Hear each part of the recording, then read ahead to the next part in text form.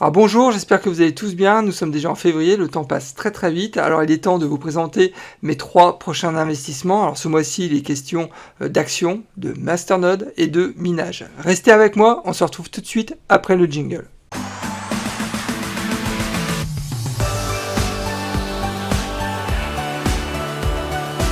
Alors pour ceux qui ne me connaissent pas encore, je me présente, Nicolas de la chaîne Mister Dividende. Mon objectif financier est de construire un revenu passif stable et sécurisé. Je partage avec vous et en toute transparence mes analyses boursières. Je publie en règle générale 2 à 3 vidéos par semaine, donc faut pas hésiter, inscrivez-vous, c'est entièrement gratuit. Je rappelle que mes épisodes sont disponibles en podcast et vous pouvez aussi rejoindre la communauté sur Discord, j'ai laissé le lien dans la description de la vidéo. Avant de démarrer, n'oubliez pas de liker la vidéo, c'est toujours très important pour soutenir la chaîne. Je tenais à vous informer que je ne suis pas un conseiller financier, qu'il est important de faire ses propres recherches avant d'investir sur les marchés. Ne foncez pas tête baissée sans savoir dans quoi vous investissez.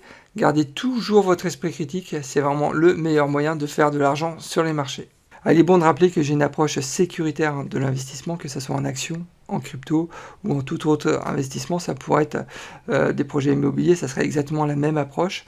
Donc je fais beaucoup de recherches sur les actions et les cryptos en règle générale avant d'investir, parce que je rappelle quand même que c'est mes propres deniers. Donc je fais très attention.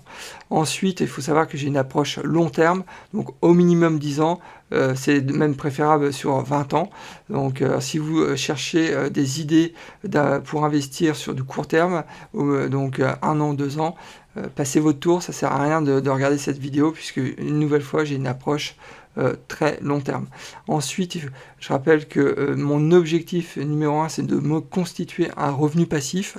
Donc quand j'investis dans un projet, j'ai toujours une idée en tête, c'est qu'est-ce que ce projet va me rapporter en termes de revenus passifs dans les 10 ans, dans les 20 ans à venir. C'est aussi un point qui est essentiel. Sur le mois de février, j'ai décidé d'investir dans des masternodes de chez Presearch. C'est bien évidemment un investissement qui va directement dans mon portefeuille spéculatif. Alors Presearch, qu'est-ce que c'est ? Alors il faut savoir que c'est une nouvelle génération de moteurs de recherche décentralisés. L'objectif, c'est de proposer une solution open source, similaire à Wikipédia que vous devez certainement connaître. L'architecture informatique de Presearch est basée sur des masternodes. Alors qu'est-ce que c'est un masternode ? Je vous ai trouvé une définition, je pense, qui est relativement facile à comprendre, enfin je l'espère. Donc alors un masternode, c'est une machine connectée à un réseau, tout simplement. Il s'agit d'un serveur dédié qui permet de faire transiter les communications propres aux transactions d'un réseau, donc de réseau Presearch, grâce aux règles de consensus, donc du protocole Presearch.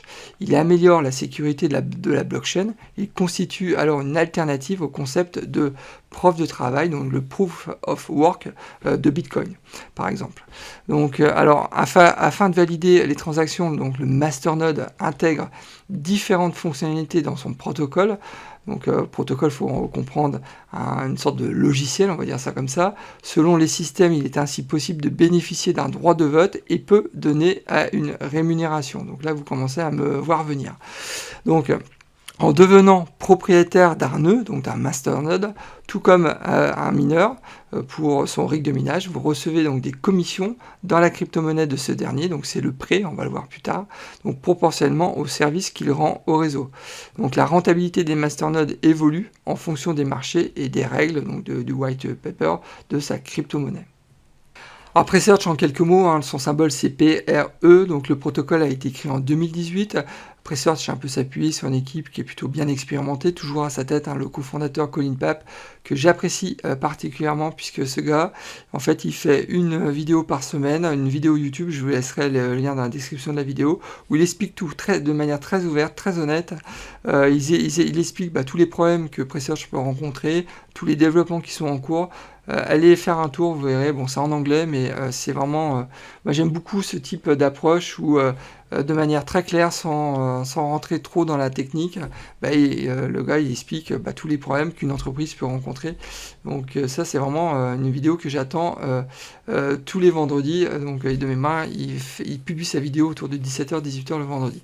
Donc alors Presearch a une capitalisation marché actuellement de 95 millions de dollars, donc elle est située très très loin dans le classement de CoinMarketCap à la 435e position. Alors l'écosystème de Presearch comprend un token, le PRE, comprend aussi un moteur de recherche décentralisé, basé sur des masternodes. On peut aussi investir, staker sur des mots-clés. Donc ça, c'est une fonctionnalité actuellement qui est en cours de test chez nous. Donc c'est mon fils en particulier qui teste tout ça. Donc il faut savoir que Presearch a aussi une marketplace et il faut savoir que le protocole a intégré la blockchain Ethereum. Donc c'est un écosystème qui est déjà très riche avec énormément de possibilités de développement. C'est un atout qui est aussi majeur pour ce projet. Alors, il faut savoir qu'au niveau de l'effet de réseau, actuellement il n'y a aucun effet de réseau puisque sur Twitter ils ont uniquement 33 000 abonnés. Sur Telegram, ils ont 13 000 abonnés. C'est vraiment ridicule. Donc, il y a vraiment tout à faire. Colin Pepe en a parlé, je crois qu'il y a 2 semaines. Ils ont prévu un budget, justement, de marketing digital pour investir, pour se faire connaître à travers les réseaux sociaux et à travers différentes plateformes comme CoinMarketCap. Donc ensuite en termes de volume d'échange, donc on est vraiment sur un volume journalier très faible, on est à 400 000 $, donc c'est vraiment très minime. Il faut savoir que Presearch est actuellement uniquement listé sur KuCoin, donc c'est sur d'autres exchanges aussi, mais le principal c'est KuCoin. Donc Presearch n'est pas listé actuellement sur Binance, sur Coinbase, sur Kraken. Donc dès lors que Presearch sera davantage connu, dès lors qu'ils seront en mainnet, actuellement ils sont en testnet, donc ils sont toujours en cours de développement. Donc je peux vous assurer que là ça va décoller vraiment, puisque là pour l'instant on est vraiment à la première phase du projet. Alors au niveau des métriques, il faut savoir qu'il y a déjà 396 millions de tokens qui sont en circulation sur une offre max de 500 millions, donc ça nous fait un taux de distribution de 79%, donc on est déjà dans une phase plutôt avancée, et donc actuellement on est toujours en période d'inflation, c'est aussi la raison pour laquelle le token n'a pas encore décollé. Alors pour résumer, il faut savoir que investir dans Presearch a un rendement actuellement de 4,5%, donc c'est quand même un rendement relativement faible dans le monde de la crypto. Moi je considère que le risque est plutôt moyen dans la mesure où il y a déjà 55 000 masternodes qui sont en place pour faire tourner tout l'écosystème Presearch. Donc c'est déjà assez conséquent quand même. Donc il faut savoir aussi, et je le rappelle, que le taux de distribution des tokens est à 75%. Le cours de Presearch est actuellement à 24 cents. On est, comme je disais, donc sur une capitalisation marché de 95 millions de dollars, et on est actuellement donc sur le testnet. Il est prévu de passer en mainnet courant 2022, donc inutile de vous dire que ça va aussi booster le titre, ça va aussi permettre de lister Presearch sur des exchanges comme Kraken, comme Coinbase ou comme Binance, qui sont quand même les mastodons du marché. Et dès lors qu'ils seront donc sur ce type d'exchange, donc forcément, ça va aussi pumper le cours du titre.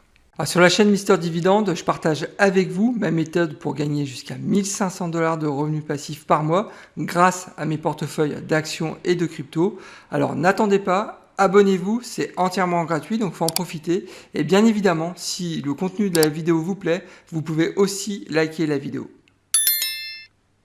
Jetons un coup d'œil rapide sur l'historique du cours, à savoir que là j'ai mis en échelle logarithmique, c'est quand même plus facile à lire. Donc alors Presearch a démarré quand même sur des chapeaux de roue puisque le token était valorisé à 1 $. Ensuite, on a assisté donc à une longue période d'agonie, comme le marché crypto de toute façon pendant cette période, c'était entre 2018 et 2020, pour ensuite petit à petit commencer à reprendre du poil de la bête.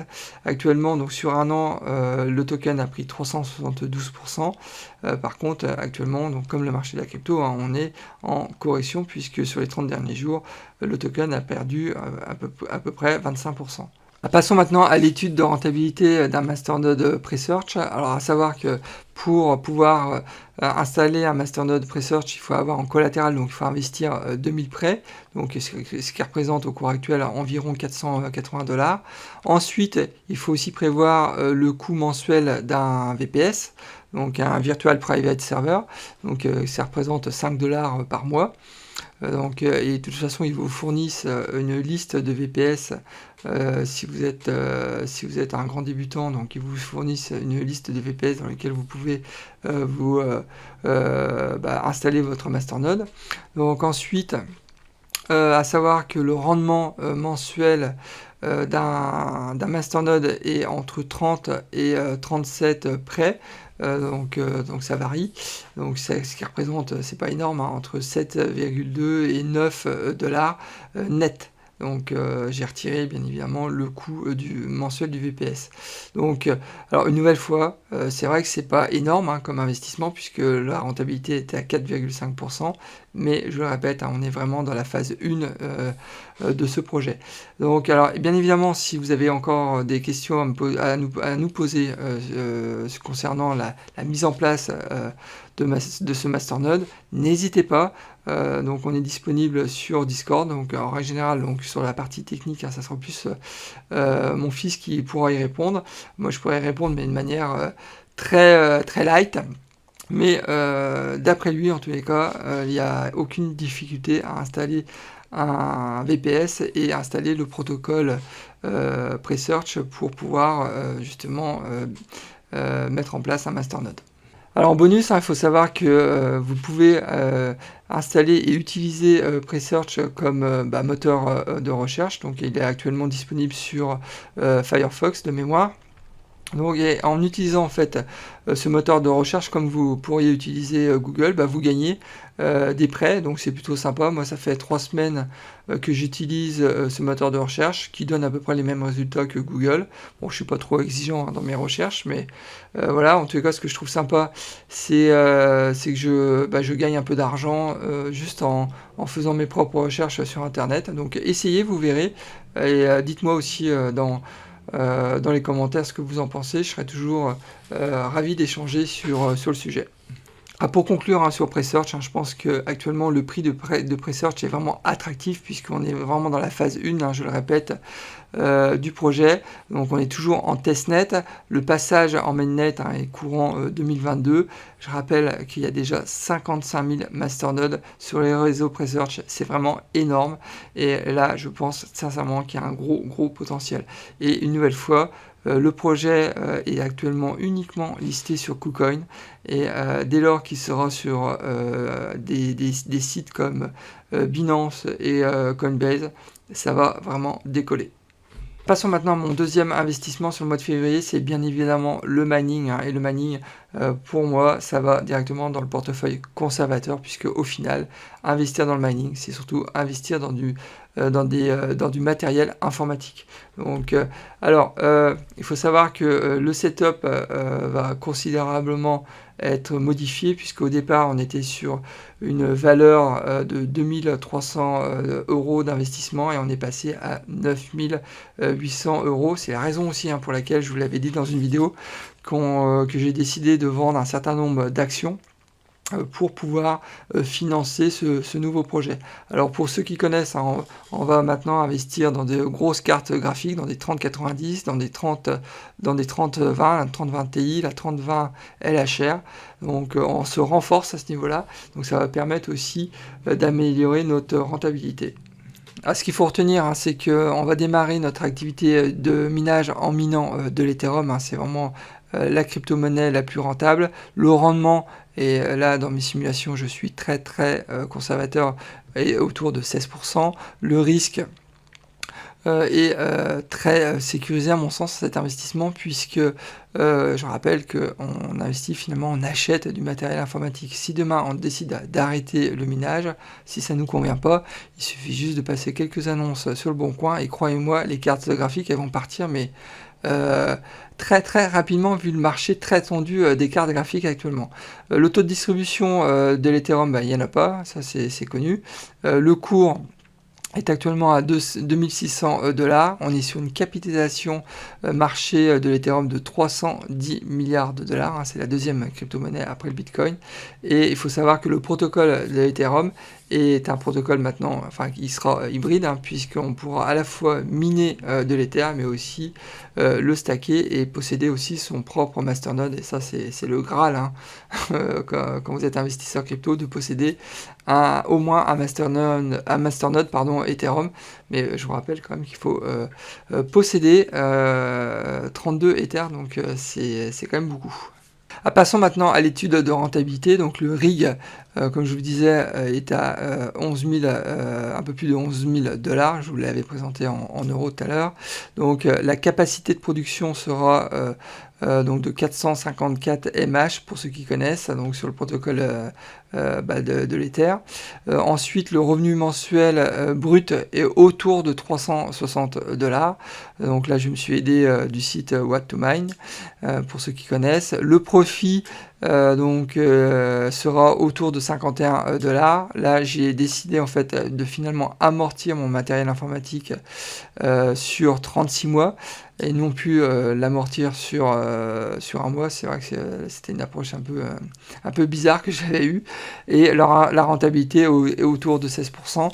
Donc ça nous fait un retour sur investissement sur 31 mois. Donc quand je vous dis que le minage, il faut avoir une approche au moins sur 5 ans, c'est vrai que ça le confirme en tous les cas. Un point aussi important, hein, c'est que cette étude de rentabilité que je vous présente ne comprend pas le réinvestissement de la production. Donc je vais produire donc, de l'Ether, je vais récupérer de l'Ether suite à mon activité de minage, et cet Ether, au lieu de le conserver sur un portefeuille sans le faire travailler, je peux justement, par exemple, transformer ces Ethers en stablecoin pour pouvoir placer ces stablecoins en défi ou sur un exchange et le placer à 10% par exemple sur crypto.com, ou je peux aussi conserver l'Ether et pourquoi pas le placer aussi en défi en collatéral pour obtenir du stablecoin. Enfin bref, il y a plein de possibilités. Donc une nouvelle fois, hein, cette simulation ne comprend pas toute la partie réinvestissement. Pour finir sur le minage, je considère que c'est vraiment le bon timing pour lancer une production de minage sur l'Ethereum, puisque l'Ethereum, c'est quand même une crypto-monnaie qui va très certainement exploser dans les prochaines années. L'écosystème Ethereum est monstrueux. Donc je vous rappelle que l'écosystème est actuellement évalué à 310 milliards de dollars. C'est vraiment énorme. Il y a des fondamentaux aussi qui sont très costauds, tout le monde reconnaît. Quand je lis des études sur le site Messari, que je vous invite aussi à regarder, hein, très intéressant. C'est vraiment extraordinaire tout l'argent, en fait, tout le cash qu'ils génèrent grâce à toutes ces applications qui sont sur la blockchain Ethereum. Donc, et une nouvelle fois, hein, j'ai fait cette simulation alors que le marché est presque en bear market, donc on est sur un marché quand même baissier. Donc je rappelle qu'actuellement l'Ethereum est autour de 2500-2600 $, alors que son plus haut historique était autour de 4700 $. Alors mon troisième investissement, hein, pour le mois de février, c'est Microsoft. Hein. J'ai décidé de me renforcer sur cette société qui actuellement subit une petite correction, donc il faut en profiter à mon sens. Donc alors bien évidemment Microsoft, hein, ça va directement dans mon portefeuille de croissance. Alors je rappelle que son symbole, hein, c'est MSFT, le dividende est actuellement à 0,80, donc vraiment un dividende très bas, mais une nouvelle fois on n'investit pas sur Microsoft, hein, pour le dividende, mais surtout pour la croissance du titre. Son dividende est très bien sécurisé. On est sur un payout de 27%. Le cours est à 308 $. Je rappelle que j'avais acheté, hein, mes dernières actions de Microsoft et on était autour de 335 $. Et la capitalisation boursière de Microsoft, hein, est à 2,3 trilliards de dollars. Donc c'est vraiment colossal. Passons maintenant à l'analyse du titre, à savoir que le rendement actuel du dividende est inférieur de 43%, hein, par rapport à sa moyenne sur 5 ans. C'est vrai, je reconnais, Microsoft est cher par rapport aux historiques, mais attention, il ne faut pas trop comparer Microsoft avec les historiques à ce niveau-là, puisque Microsoft s'est vraiment beaucoup développé depuis maintenant 2-3 ans. Donc il faut faire attention à ce type de comparaison. Donc ensuite, son PER est aussi supérieur de 20% par rapport à sa moyenne sur 5 ans. Je rappelle que le PER de Microsoft est à 31,2. alors que sa moyenne sur 5 ans est à 26, mais une nouvelle fois, j'insiste sur ce point, faut faire très attention aussi de comparer avec les historiques, alors qu'on est vraiment sur une société qui est en plein boom au niveau de ses services qu'elle propose, au niveau de son chiffre d'affaires, enfin tout explose chez Microsoft. Donc c'est un peu comme, j'ai un peu la même approche que Broadcom par exemple. Quand vous comparez avec les historiques Broadcom, c'est un peu le même constat, c'est que si on compare avec les historiques, bah oui, on se dit, ah oui, non, mais Broadcom est cher. Non, Broadcom est pas cher, c'est Broadcom même sous-évalué. Donc bref, on n'est pas là pour parler de Broadcom, on est là pour parler de Microsoft. Alors, et du côté de Morningstar, on peut le regarder aussi, le fair value price de Morningstar est actuellement à 352$, donc ils se trompent pas, pour une fois je suis d'accord avec eux. Et le cours du titre, je rappelle, est à 308$, donc même Morningstar considère qu'il y a un discount de 12% du côté de Microsoft. Alors regardons maintenant les historiques. Sur un an, il faut savoir que Microsoft a une croissance de 29% malgré la chute depuis un mois donc sur le secteur de la tech. Sur la même période, le S&P 500 dividende intégré a une croissance de 18%, donc Microsoft surperforme, quoi qu'il arrive de toute façon. Le S&P 500 maintenant depuis des années, on le voit aussi sur 10 ans. Microsoft a eu un rendement de 954%, c'est vraiment énorme, alors que le S&P 500 sur 10 ans a eu un rendement de 301%. Et on voit très bien sur le graphe de 10 ans la correction qui est actuellement en cours chez Microsoft. Alors il faut savoir qu'il y a eu jusqu'à présent, il faut que je les compte parce qu'il y en a eu tellement, 1, 2, 3, 4, 5, 6, 7, 8, 9 splits du titre. Donc le dernier c'était en 2003, ça commence à dater avec un ratio de 2 pour 1. C'est clair que je pense que bientôt il y aura de nouveau un split du titre, puisque le titre quand même est relativement cher. Il faut savoir qu'il y a aussi un programme de rachat d'actions sur Microsoft, donc, puisque en 10 ans, le nombre de titres en circulation a quand même baissé de 10%, donc ce qui permet aussi de soutenir le cours du titre. Passons maintenant à la politique de distribution du dividende de Microsoft, à savoir que ça fait 15 ans qu'ils versent un dividende sans aucune réduction, ça fait 11 ans qu'ils versent un dividende croissant. Il faut savoir que sur les 10 dernières années, la croissance annuelle du dividende a été assez soutenue, elle a été de 13% par an en moyenne, donc c'est quand même plutôt bien. Sur 5 ans, la croissance moyenne a été de 9%, et en septembre 2021, ils ont augmenté leur dividende de 11%. Alors au niveau du coupon, bon, c'est un coupon trimestriel en mois 3, mars, juin, septembre et décembre. Le coupon annuel est actuellement à 2,48$ le titre. Et au niveau des crises, bien évidemment, Microsoft a augmenté son dividende pendant la crise financière de 2007 et 2009 et a aussi augmenté son dividende pendant la crise du Covid. Donc là, c'est clair que Microsoft, c'est vraiment une machine à cash.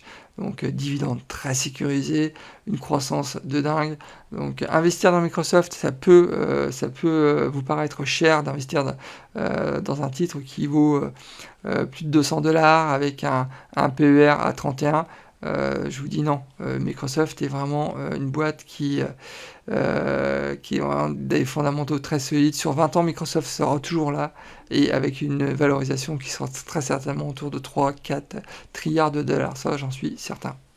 Pour conclure, j'ai toujours été très bullish sur Microsoft. C'est un titre qui a un potentiel de dingue sur les 20 prochaines années.